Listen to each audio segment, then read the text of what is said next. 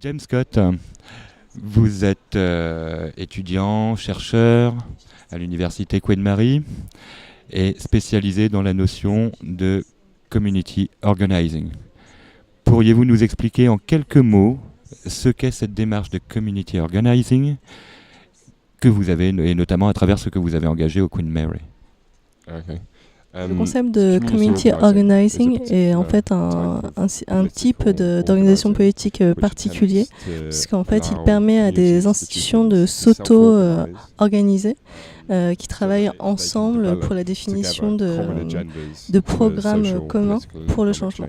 And my research in particular is looking at the relationship. L'objet de ma recherche s'intéresse particulièrement aux relations entre le Parti travailliste et l'émergence du community organizing. Comment en fait, plus particulièrement, le Parti travailliste se développe ou s'adapte avec l'émergence de community organizing. Pourquoi vous intéressez-vous à ceci? Dans quel but? Quels sont les objectifs à la fois de vos recherches et à la fois de ce community organizing?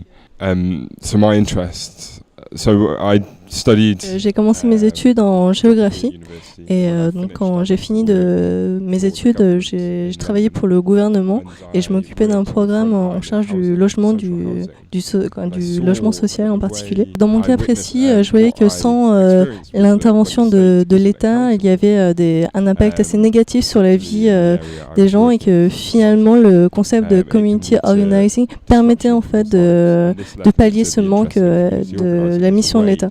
Vraiment, l'objectif premier de community organizing, c'est vraiment de renforcer la société civile et de rééquilibrer les pouvoirs aussi bien entre la société civile, l'État et puis tout ce qui forme les entreprises, le pouvoir du business. Est-ce que vous avez déjà vu des résultats concrets de ces démarches de community organizing? Quels sont les impacts réels sur le terrain? I mean, it depends very much on the institution. Donc en fait, l'impact de community organizing dépend vraiment en fait des institutions qui se sont organisées, puisque par exemple, si on prend le cas d'une église, peut-être que sa mission, ça sera d'encourager le dialogue interreligieux.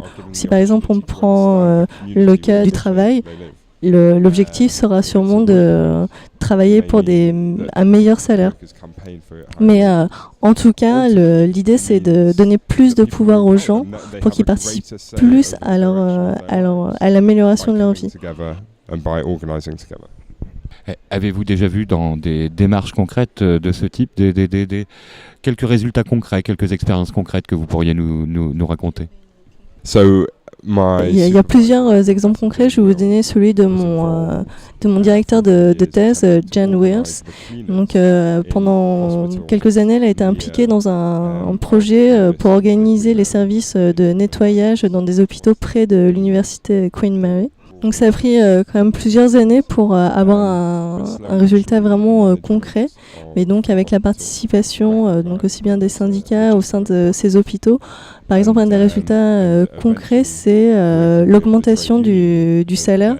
Donc on a pu améliorer le salaire minimum de 2 livres par heure, ce qui est une augmentation significative. Le community organizing n'a pas seulement un impact en termes économiques, mais également politiques. Donc par exemple, cette année, le maire par exemple de Londres est élu, et cette année donc c'est les nouvelles élections, et à cause de la reconnaissance que l'on donne à London Citizen, donc pour l'organisation des élections, à chaque assemblée de London Citizen, dans chacun des quartiers, il y a eu un représentant aussi bien libéral que travailliste.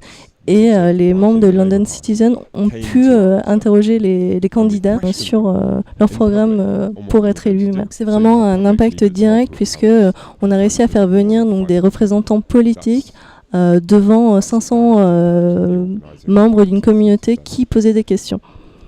Eh bien, James Scott, merci beaucoup.